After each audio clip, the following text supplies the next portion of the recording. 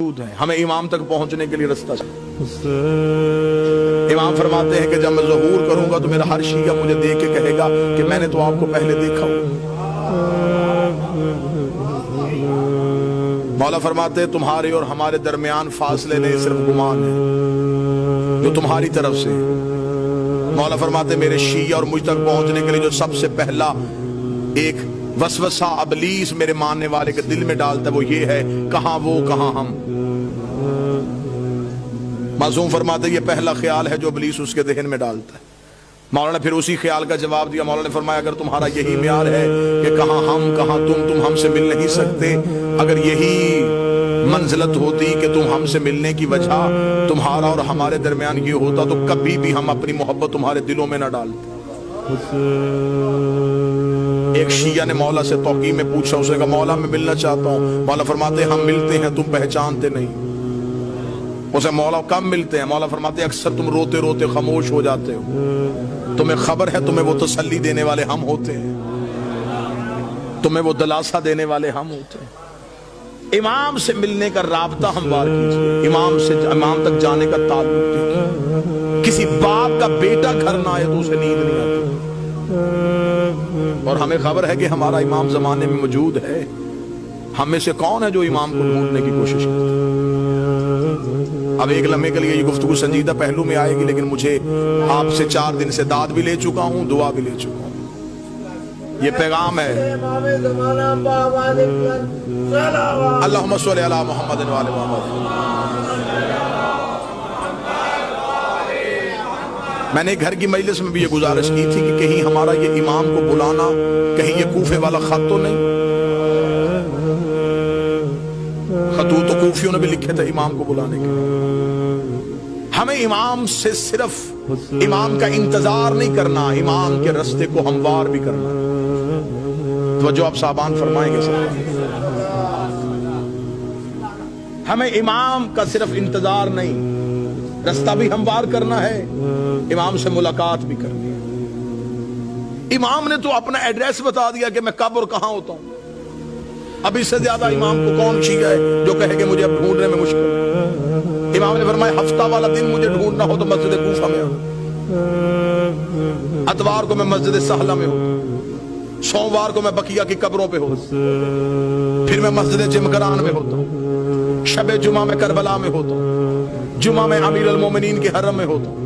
مولا فرماتے طواف کعبہ کرتے ہوئے کعبے پہ سیدھی بارش ہو رہی ہو اور مزاب رحمت سے پانی نیچے آ رہا ہو تو سمجھ لینا تمہارا امام طواف میں ہے۔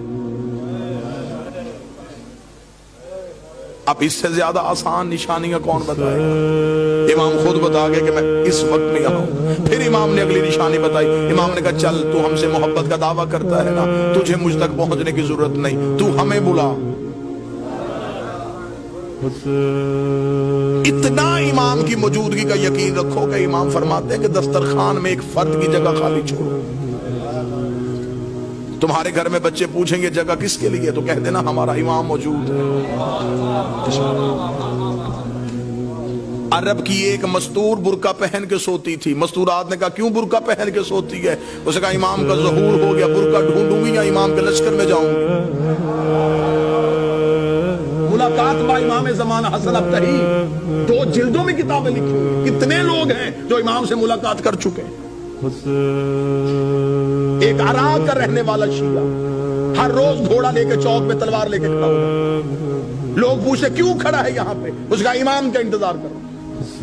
لوگوں نے اسے پاگل تصور کرنا شروع کر۔ ایک دن کسی نے مذاق میں کہا تو یہاں کھڑا ہے، امام تو وہاں آ چکے ہیں۔ اس نے اپنے گھوڑے کا رخ موڑا، دوڑا اور پھر کبھی بھی واپس نہ آیا۔ یقیناً وہ امام کے لشکر میں شامل۔ امام تو ہمارے اتنا۔ ایک شخص نے ایک عارف سے آ کے شقیق نے کہا کہ میں مولا سے ملنا چاہتا ہوں، مجھے کوئی عمل بتائیے جو میں کروں اور امام سے ملاقات۔ موضوع پسند ہے سر؟ یا علی مشکل مجھے کوئی عمل بتائیے میں مولا سے مل سکوں۔ انہوں نے کہا عمل یہ ہے کہ رات کو تیز نمک والا کھانا کھا کے سونا۔ اس نے کہا کیوں؟ فرمایا بس تیز نمک والا کھانا کھا کے سو گیا، صبح آیا میں سو گیا تھا رات، لیکن زیارت نہیں ہوئی. اس نے کہا خواب میں کیا دیکھتا تھا؟ اس نے کہا پانی. اس لیے کہ میرے دل میں پانی کی طلب تھی. اس نے کہا جتنی طلب تیرے دل میں پانی کی تھی اتنی امام کی کر ملاقات ہو جائے. شدت پیدا کر امام سے ملنے کی, خواہش پیدا کر امام سے. ایک شخص کو خبر ہوئی کہ کربلا میں مولا امام حسین کے حرم میں جو 40 روز زیارت عاشورہ پڑھے امام اس سے مل لیتے. اور یہ آج بھی ہے, منقول ہے روایات میں کہ حرم امام حسین میں زیارت عاشورہ کا 40 روز کا عمل کیا جائے تو امام مل لیتے. وہ 40 روز زیارت عاشورہ کا عمل کرنے کے لیے چلا گیا. جیسے جیسے دن گزرتے گئے ذہن میں اعتماد ختم ہوتا رہا کہ نہیں, ملاقات نہیں ہو سکتی, میں اس قابل نہیں ہوں, میں گنہگار ہوں, وہ مجھ سے نہیں ملیں گے. بس یہ اعتماد کم ہوتا گیا. دن قریب آنے شروع ہو گئے, ذہن میں آیا گھر واپس چلا جاؤں, بچے اکیلے ہوں گے, کاروبار تباہ ہو رہا ہوگا. گھوڑے پہ بیٹھا اور حدود حرم سے نکلا. جب وہ کربلا سے نکل رہا تو گھوڑا سوار اس کے ساتھ چلا. گھوڑا سوار کی آواز کہاں جا رہا ہے؟ کہنے لگا کوفہ. کس رستے سے جائے گا, خشکی کے یا فرات کے؟ کہنے لگا خشکی کے رستے. گھوڑا سوار کی آواز پھر کوفہ میں ایک میرا کام کرے گا, ایک امانت ہے, وہ کوفہ میں ایک شخص کو دے دینا. کہنے لگا کیا امانت ہے؟ اس نے کہا کوفہ میں ایک ریان نامی شخص رہتا ہے, اسے یہ 40 دینار دے دینا. جب تو اس کے دروازے پہ جائے گا, دستک دے گا, صبح کا وقت ہوگا, وہ دروازہ کھولے گا, اس کے بازوؤں پہ خون کے چھینٹے ہوں گے. پریشان نہ ہونا, وہ قصاب ہے, صبح صبح جانور ذبح کرتا ہے. ذہن میں پھر نہ آیا کہ جو پہنچنے سے پہلے وجہ بتا رہا ہے.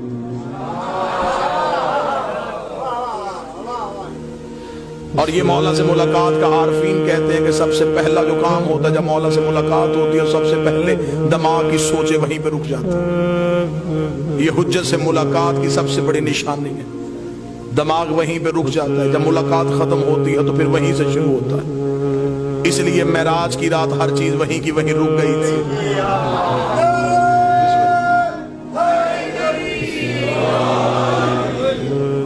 اب جب گھوڑا سوار واپس پلٹا تو اس نے آواز دے کے کہا, اس نے کہا اگر وہ پوچھے یہ کس نے دیے ہیں تو اپنا نام تو بتائیے. گھوڑا سوار کی آواز کہہ دینا بقیہ نے دیے. میرے مالک کا لقب ہے بقیت اللہ. چلا گیا, جا کے کوفہ میں صبح صبح پہنچا, اسی قصاب کے دروازے پہ دستک دی, اندر سے وہی شخص نکلا, بازوؤں پہ خون کے چھینٹے. دیکھیں گا مجھے خبر ہے تو صبح صبح جانور ذبح کر رہا ہے.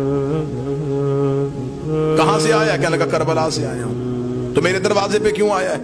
میرے پاس تیری ایک امانت ہے, یہ 40 دینار کسی نے کربلا سے دیے, اسے کر ریان کو دے دینا. آنکھیں کھلی کی کھلی رکھ, رک یہیں پہ.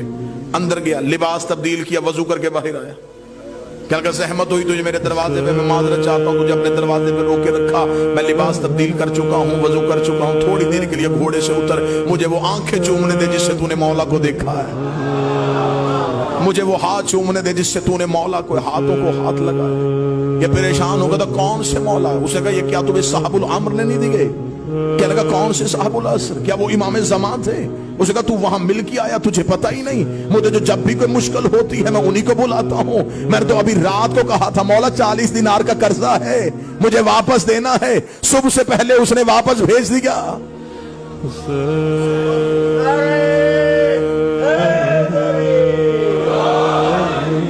مولا فرماتے اتنا مجھ پہ یقین.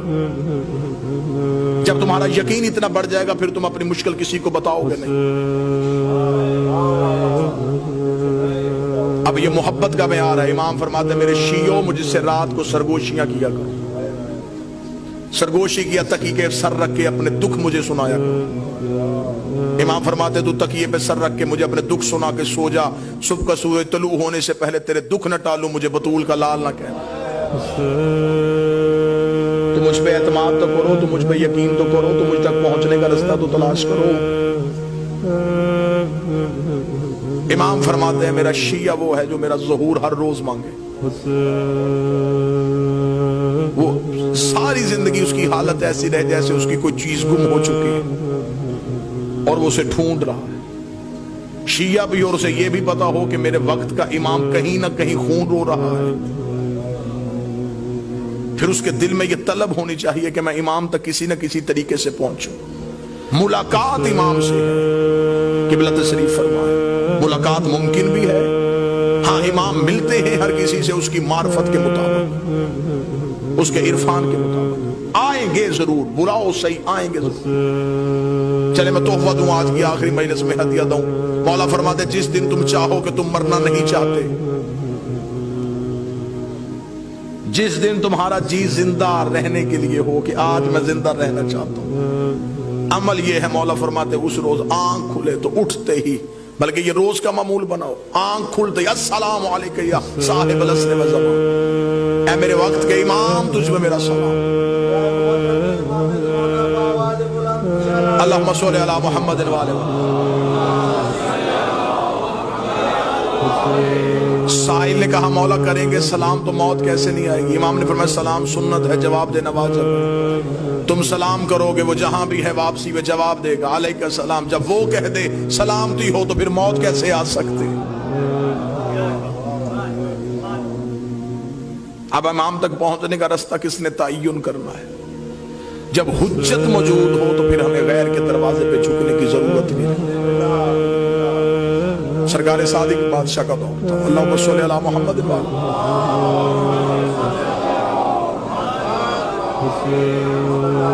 एक शख्स ने गुस्से में अपनी औरत को तलाक दे दी। शहर के उलमा से हल पूछा, उन्होंने हल बताया, तस्लीम न करने के लिए ज़हन तैयार था। अपने शहर से निकल गया और मदीने पहुंच गया। जब मदीने पहुंचा तो उसने लोगों से कहा कि यहाँ पे रसूल का कौन सा बेटा है? उनका रसूल का एक बेटा है, नाम उनका जाफिर, लकब उनका सादिक है।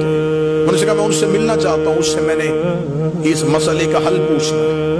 अब हुज्जत तक पहुंचने का रास्ता बताने लगा कि क्या तवक्कल क्या चाहिए, एतमाद क्या चाहिए। उसने कहा मैं इमाम से मिलना चाहता हूँ और पूछना चाहता हूँ कि मेरे इस मसले का हल क्या है। वहां के रहने वाले लोगों ने कहा क्या तू आसान समझता है इमाम से मिलना? हुकूमत ने पाबंदी लगाई हुई है, इमाम से मुलाकात का तसव्वुर भी नहीं। इमाम को घर में नजरबंद किया हुआ है, गली में मुखबरों ने घर लिए हुए हैं, फौजियों के पहरे हैं, सिपाहियों का हजूम है, तो इमाम तक नहीं पहुंच, यहीं से वापस चला जा। और अगर कोई दीनी मसले के बारे में जवाब लेना है तो यहाँ पे बहुत से ऐसे लोग हैं जो दीन के बारे में जानते हैं। उसने कहा नहीं, जब वारिसे दीन मौजूद है तो फिर मैं क्यों किसी के पास? उन्होंने कहा फिर तो उनसे तो नहीं मिल सकता, उनसे तो मिलने पे पाबंदी है। मैं वाकया पढ़ता जाऊंगा और आपने आज के दौर में इसे देखते चले जाना, ये कहां कहां निशानियां दे। उसने कहा जब इमाम मौजूद है तो मैं क्यों पूछूं, मैं इमाम तक पहुंचूंगा। उन्होंने कहा फिर तो इमाम से तो नहीं मिल सकता क्योंकि उनसे मिलने पे पाबंदी है। उसने कहा पाबंदी बता रही है कि ये सच्चा है, इसलिए कि झूठ पे कभी पाबंदी नहीं होती, पाबंदी हमेशा हक पे होती, लिहाजा मैं इमाम तक पहुंचूंगा, हर सूरत पहुंचूंगा। अब ये जब भी उस गली में दाखिल हो, फौजी रोके, सिपाही रोके, खौफ में आ जाए, डर जाए, वापस आ जाए। एक किताब में रवायत है 1 माह, एक में रवायत है 3 माह तक मदीने के पाएगा।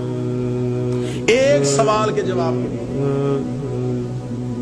इमाम के शहर में मौजूद, मुसलसल मदीने में फिरता रहा, सिर्फ एक ही मकसद, इमाम से मुलाकात हो जाए, इमाम से मुलाकात हो जाए, इमाम से मुलाकात। और इमाम मौजूद है और मुलाकात। अब थक गया, मदीने के बाहर बैठा था और यूं शहर की तरफ देख रहा था।